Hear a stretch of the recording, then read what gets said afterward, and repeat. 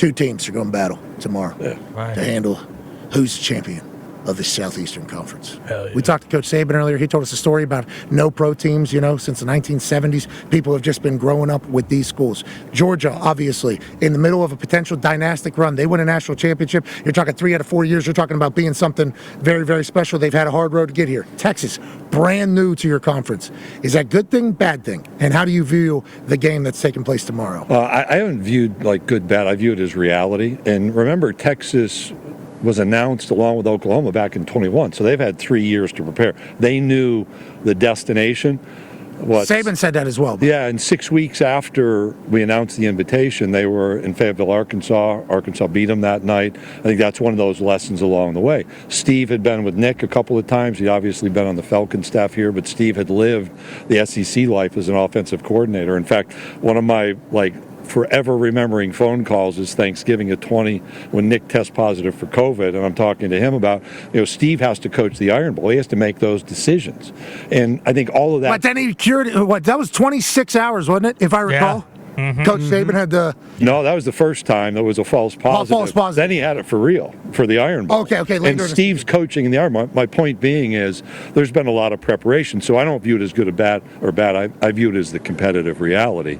And you saw a great game plans by both teams. Georgia had the edge, and we'll see what happens tomorrow. I was at the A&M Texas game. The defense is probably another level as they've grown during the season.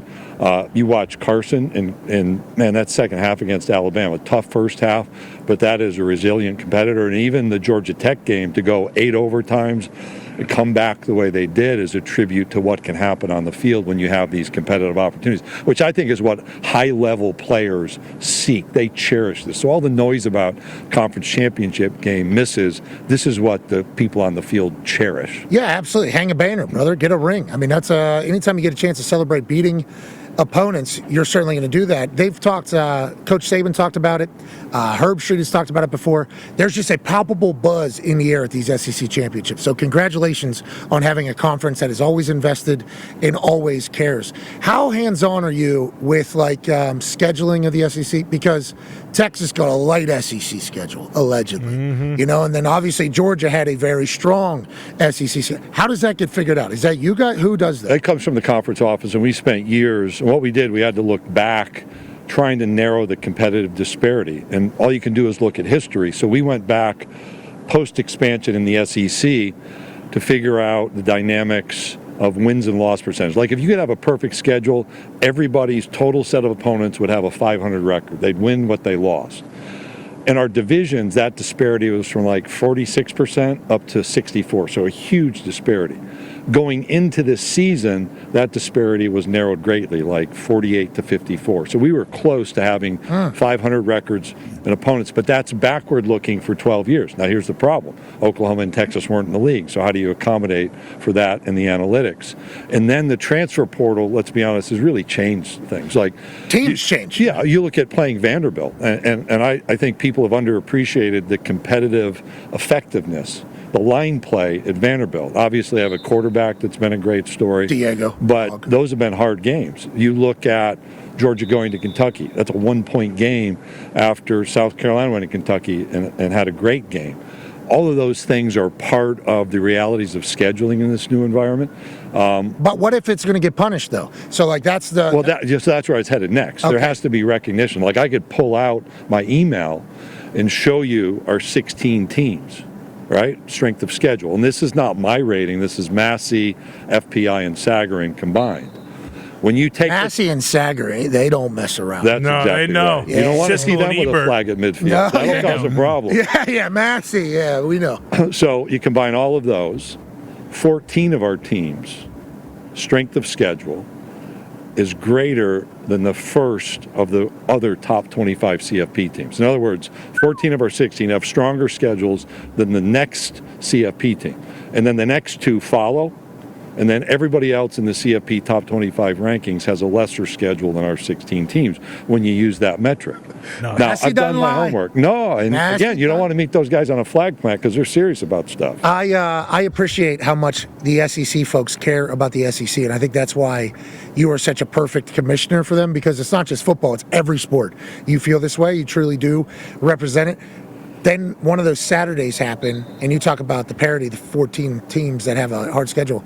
That Saturday happens where, 3 of your top teams all get knocked off by lesser teams. You're almost like beating up on each other. And if this how much are you paying attention, obviously, to the college football playoff and how they're going to be putting in who? A little bit. Because there was a chance. What was it last week? There was a chance only one SEC team. Was I hearing that right? Yeah, Just maybe champions. one. Yep. Yeah. No, just a champion getting in there. No, but that was a conversation. Is it going to be 3? Is it going to be 4? It's currently 4 right now in the playoffs. And obviously people talk about 3 losses. Georgia might have 3 losses, after this whole thing. Are they going to get it? How do you view it all? And who are you talking, are you a part of any of these conversations? No, I'm not in the selection process. We have policies on communication. So we have 2 members of the selection committee that visit with our staff on a regular basis as the season comes to conclusion about injuries. We talk about strength of schedule. We talk about favorable data points. Like if you look at our record against every other Power 4 conference, we're unchallenged in our level of success. That's just reality. Unchallenged in our level. And that's just in football. Not to mention we won 14 of 16 men's basketball games in the SEC, ACC men's basketball challenge this week. But that's just a throw-in. Just wait. Don't be scheduled in West Virginia, Don. With anybody. Just want We'll take that. We'll do that. Yeah, you don't want that. You can fill it up. So I look, but let's think. Last year when you and I had this conversation, it's, hey, if Georgia loses and Alabama wins, you might not get anybody in. Right? Yes. Now we're having conversations about teams 10, 11, 12, 13, 14, 15. We've brought more people into the conversation. Agreed. I think that's good for football. My view is, just like last year, if we were at a 14 playoff, we'd have a team in. We'd be talking about New Year's 6. We'd be talking about who goes to the other bowl games. The chance to even have a debate about more of our teams being engaged in this national championship opportunity because of the high level of play, I think is great. Now, we entrust the committee. Do I have different perspectives at times? Do I think strength of schedule is distinct in this conference compared to others? Absolutely. Do I have different thoughts? Sure. But we have to let the committee reign. And here's what's going to happen. Just like in men's basketball, we're going to immediately be into there should be more teams in the college football playoff. They're already planning that, aren't they? Yeah, well, no. It's talked about. It's part of the rhetoric. But, football is not a tournament game. It's a playoff game, and we have to be sensitive to the demands of the regular season and the demands of the postseason as well, and have to find a balance. Ball. Especially in the Southeastern Conference. Amen. And West Virginia and the Big 12. You don't want anything on special teams for sure. All right, great. That's true. Hey, ask him if he's cold right now, because that leads to. Do you want to ask him, Connor? Do you want to ask? Yeah, that Commissioner? actually is what I was going to ask, Commissioner. It does look like you're a little bit chilly. I'm assuming you might have a scarf back there somewhere, just in case it is very cold. But that is the conversation right now. If the college football playoff were to stay how it is, Tennessee's going to Ohio State, and as we all know, those Southeastern Conference teams, Alabama up to South Bend, bingo, coming up to Indiana, and it is brick in Indiana right now. Let me tell you, but. That is kind of the convo. Those Southeastern teams, they're great, but when it gets a little chilly, they might kind of quiver back into their holes a little bit. Is that something that we're not saying that? We're not saying that. That's just the narrative that's being I think talked he said about.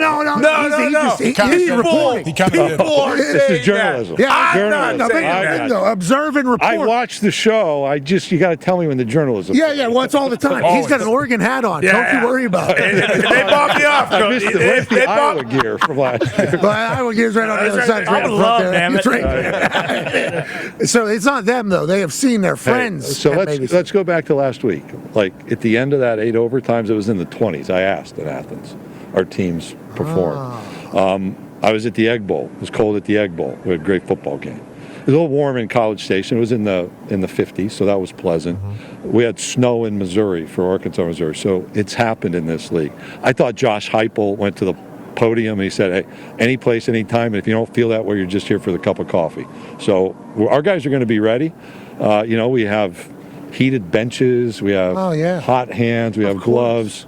Long time ago, I was commissioner of the Southland Conference. You take southern teams up to Montana. Now that's cold in Montana, Missoula, Montana. That's cold. Very cold. Yeah, it was like negative 20, I think, when we. Our guys will be ready.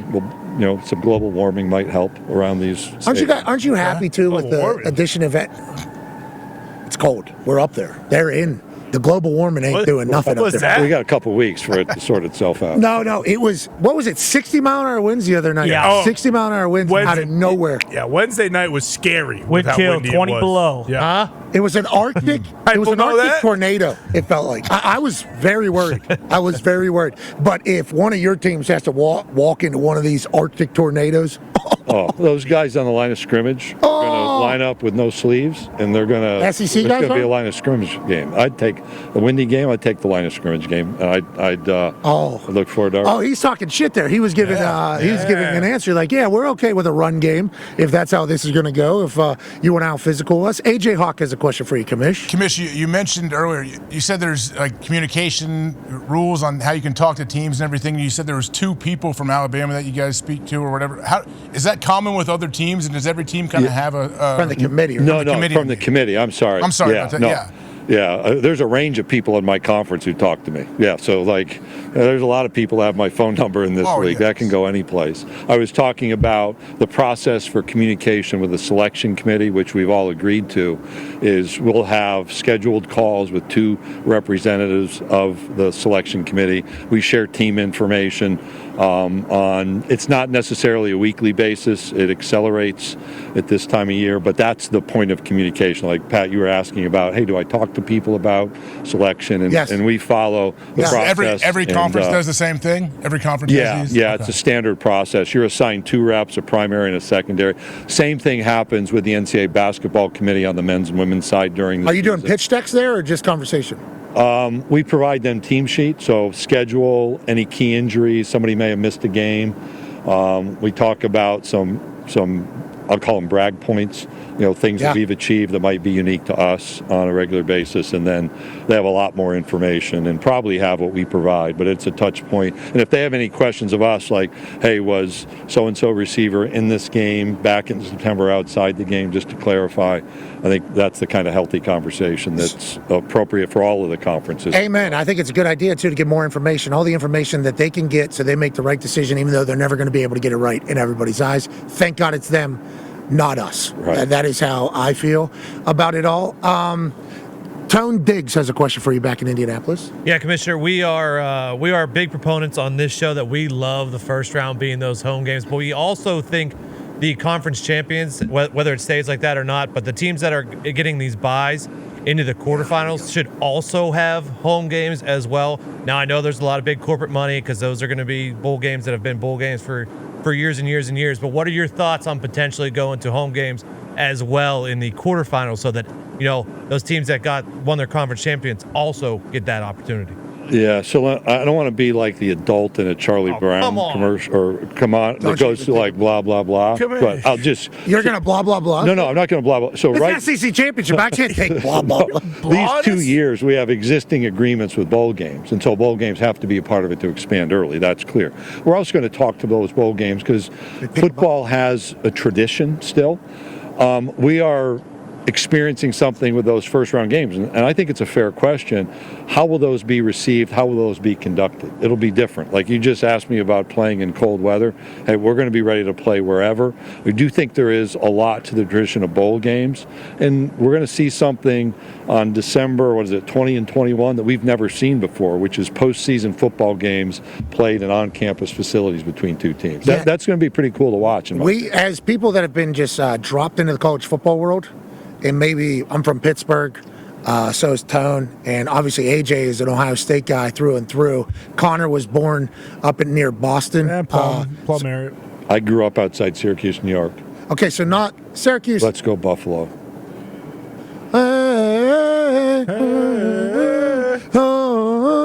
Anyways, didn't grow up in college football worlds. With game day now, we've all got to experience what it is, why college football is special. The people that haven't seen a college football game this year, that are going to watch a home field advantage college football playoff game, I think it's going to make a lot of fans. I think it's going to make a lot of people that are ball fans kind of learn, like, hey, we got like the hooligans experience in Europe. I don't think people that don't watch college ball fully understand what the environment's like, the chance, the buy-in, the passion, the loyalty, the grandness of some of these stadiums. It's like, I think it's a good thing. That's why Tone and I think all of us would like another week of that, because I think that is a part of what college ball is. I'm going to walk away from the hooligan part of that experience, but I think your other descriptions about the passion, the positive passion, that's what we want. A hooligan's a compliment, right, to the hooligans over there? I hope so. Yeah. Hooligans are I didn't know that. Good time. Sometimes the sound's down when I do watch the show. I miss the definitional use there. Okay, all right. We appreciate stress you the watching. conference You commissioner. need to stop watching the program. Last time you were on the program, we didn't know what transfer portal NIL was going to be like. There was like we'll see how it goes. We'll see how it goes. You talked about the turnover and the consistency, I think, in one of your answers about it. What are your thoughts on how the Southeastern Conference and how college ball has handled all of this? Transfer portal, NIL, team turnover, everything. How do you feel? We've gone through what normally would have been decades of change through the process in a matter of years, and we're about to go through more change in a matter of weeks and months, trying to resolve a settlement. We need April 8th, right? we need national standards to be returned. Like when I visit with players from teams, whether it's football or basketball or baseball, they just want to know that the people across the line of scrimmage have the same standards that they have in place. And right now it's on a state-by-state basis. That's not healthy. We need national standards. We need to return some oversight to the name, image, and likeness activity like fair market value, real business purpose. I think the transfer portal, the transfer opportunities have allowed kind of this migration quickly, and that can be beneficial. I think there are some long-term impacts that have to be understood. So we got to continue to pay attention. I don't think we're at a destination, but we need some involvement from others, whether it's resolving litigation, perhaps some congressional help as Congress comes together in January. I think that's important for us to have. What do you mean? National standard. They got to pass something? Yes. I thought that judge was passing something. Well, we don't get. It's like college football. We don't get to just play on one field here. There's courts we have to deal with. There's litigation. On, Greg. There's states. There's legislation. I just went to the Charlie Brown moment, huh? Yeah, you did. Just no. What you did is you broke some news to me that is like pretty devastating, because I just assumed we get an answer. Okay. No. So there's an answer that's a framework that I think is important. Framework. Yeah, and I think that can resolve a lot of issues, but to have those national expectations reestablished, I do think. In fact, I'm not alone. There has to be some congressional involvement to set those common expectations. Otherwise, what's happening now is every state's passing a law. The net of that is we're going to have college championships that are like state high school championships because we're not competing under the same standards. That's the issue that's front and center for the conversation. Got it. And that revenue share should be able to help if you can get to the revenue marker, which SEC probably never has a problem with, but other conferences might. So will there be? I mean, it's a wild time. We're thankful that your brain's helping guide it, though, aren't we, boy? Oh yeah, man. Aren't we, boy? Speaking of, Ty has a question for you. He's the Iowa guy. Yeah, Commish, just curious, when you see, like Lane Kiffin trading barbs with people or some of these other coaches in your conferences, and then some of the other conferences, ADs are getting involved, kind of, squabbling and bickering over, we should be in, you guys' strength of schedule stinks or whatever. Is it ever tough for you not to just be like, you know what, whether it's a burner account or I'm just going to, have my own account, I'm going to hop in here and kind of just drop a nuke and end this whole situation and let these guys know in the Big 12 or the ACC, listen, you don't deserve to be in the playoff, okay? We deserve to get a fourth team or a fifth team in. How difficult is it kind of towing that line? Yeah, get some Twitter fingers. I have a Twitter account. Okay. At Greg Sankey, very simple to find. Okay. Follow. I do not have a burner account. I have adult supervision, so before I tweet things, somebody else has to read it and approve it. So 2 weeks ago, who's that person? Herb Vincent. So you talk to Herb. Herb's over here. He's on the bench. Sometimes my wife, who may be watching right now, smart. Always, I consult with her. Always, every tweet is with her. So 2 weeks ago, I tweeted just innocently, a comparison about strength of schedules in college football. Just a couple of weeks ago, just innocently. The amount of feedback and views and commentary was magnificent. Can we pull that up? I do weigh in. I mean, just innocently, I wanted to inform the public. That was about Bob Holt, who was the Arkansas Democrat writer who we just lost. Rest in peace. It was probably another tweet that you put out? You got to go back. It's a couple of weeks. Oh, okay. How often are you tweeting? Never tweet on game days, really, because it's a tough venue. Locked in on Saturday. You should think about just doing selfies at all the games. I have a lot of filters on. Yeah, smart. Me too. I do that. That's how we operate. I tweet about what I read, but innocently, again, I just want to inform America about the distinctions and our strength of schedule versus others, and that provoked a bit of a reaction. So are there times I'd like to do more? Absolutely, but those who care about me and my life stop me from doing so. Herb, let more fly. Come on, Herb. Come on, Let more Herbie. fly. I was on a call one time commenting on something, and I was about to say something very direct, which I said, Herb was trying to hit the mute button. This is like 8 years ago, and I realized I should have let him hit the mute button. No. Let it all fly, brother. Let it all fly. Interesting to read analysis from others, you say. Again, I'm just providing information to America. These are just things I heard from Massey and what was the other one? Sagarin right there. Yeah, right there. That's Sagarin right there. Right there. And obviously these have changed, and we just took the top 15, and I didn't build in all of our 16 team strength of schedule. Man, this is a really interesting graphic I just happened upon, says the commissioner. Yeah, I mean, this is about the care for the American people to share information in an information-consuming society. All right, last question from the Thunderdome. AJ has one for you, Commish. I have no idea what my Twitter account looks like right now from a comment standpoint. No, it's hey, that's everybody. The bots will get you anyway, so don't even worry about it. Commish, do you think? Don't worry. Yeah, you'll be fine either way. You don't need to read them. But of all these championship games going on, do these championship games still matter as much as they used to? And do you think going forward we're going to continue to they're going to be a huge deal for these teams? In our league, it just means more is our mantra, and I think so. Let's go back to the start 33 years ago, 92, the first one of these, Florida and Alabama, just discussions about, wow, if Florida wins, the SEC is not going to be in the national championship hunt. That conversation has taken place. When you come to the Southeastern Conference, you come to challenge yourself among the best. And earning that conference championship has deep meaning. In fact, the fans that will show up here want to be a part of something special. Everyone else has followed with a conference championship game. And what I said to you earlier was, the reality is high-level competitors want to be on this field of play, challenging themselves against the best. That's part of the process. And I don't think any of us should apologize or become like shrinking violets and pull back to say, well, we don't want to do that because, maybe that has an implication down the road. No, competitors want to play in these venues and in these games. I wanted a slow zoom in on your face there I tried to get because you were just cutting a impassioned promo for the Southeastern Conference and its history and everything that you cherish. It's a perfect reason why you're a great commissioner of this conference. I appreciate that. We appreciate your hospitality. My enduring vision of the season is you standing next to that cannon when it didn't work and then when it did work. Thank you. That was a jump. I'm happy. Yeah. It does it to me, too. It's a powerful cannon. Yeah. You know, the guy carried a real live round in his hands, put it in the bucket whenever it didn't go off. Oh, seriously? Yeah, we almost saw a cadet get... no hands. Cadet it... I mean... At what cost did that cannon almost go off? We almost lost a hand and arm out there. We're good. There's safety regulations apply. Here we go. Yeah, safety regulations do apply. They had a plan. They had a bucket. Yeah. They were obviously in there. Any SEC school would be prepared to operate with a cannon. And Mike Elko did tell me, yeah, that's what Aggies do. We adapt. We overcome. That's right. We face adversity. Now, that's where the live round just went into a bucket of water. Smart. Put the fire out. And then all of a sudden, guess what we have again?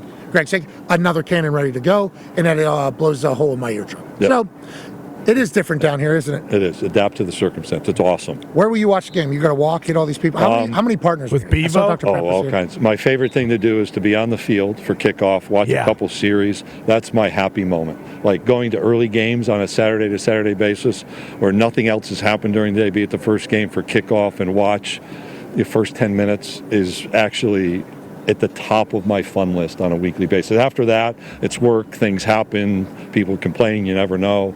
But to be on a field, generally in the end zone to watch the line play from the backside to see what happens is pretty cool. Like I was right there New Year's Eve a couple of years ago when that field goal missed and Georgia advanced to the national championship game. Right there by. So you were right next to us. I think we were standing there as well. Mm-hmm. I caught a field goal in that game, remember? Oh, yeah. I miss our on-field conversations in game. We used to do They're coming. It's coming. Oh, okay. We got them coming. It's becoming simulcast season. It's awesome. It's about to happen. Won't be happening here, but it will be happening. I understand. If I see you, I'd love to have a conversation.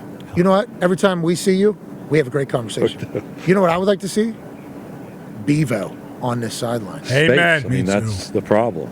Connor brought it we up. looked at alternatives, and we have a limited space reality here. What if you just kind of blocked off that whole entire, like, what would that be called there? Deck. Yeah, like that deck there. Just block that I whole think thing we off. Put 'em in a provided field some suite. alternatives, but Yeah. we're going to go forward with the football game as is. You're gonna have to. You're gonna have to Stop take. asking. Into it, like, We've provided some alternatives, but we are getting to the point now where you're going to focus on football. yeah, we're going to play football. Gonna have to take Uga into custody then, because that's Yep. an unfair advantage if Uga's on there and Bevo's not. Lock them up. I guess that's one way to look at it. Okay. Well, He's over that. Uga's the dog. Bevo pooped right over our shoulder at the Cotton Bowl last year. He's a massive animal. It is Oh, a yeah. shame he won't be here, but the magic will be in the air as the SEC champion is crowned tomorrow. Shout out to Dr. Pepper. We love Dr. Pepper down here. Huh? Absolutely. Are they your biggest partner? They were first. They from day one with our championship game. Dr. Pepper's been a part of it. All your other partners are here though too, huh? Oh yeah, It's like a Yeah, Super Bowl type yeah. thing? So I go up and visit, and they do a lot of activation. T-Mobile has a concert tomorrow around game day. Dan and Shay. Oh yeah, I heard they're doing it. Yeah, we've got Dan and fire. Shay? I mean, we've got fire happening right now. Pyro. Yeah, I mean, we're, Doesn't happen in other conferences on Friday. you're the best. Ladies and gentlemen, the commissioner of the SEC, Greg Sankey. Yeah. Thank you. How much how much work alive? Counting down the good times, staring down the clock. Throw some hallelujah.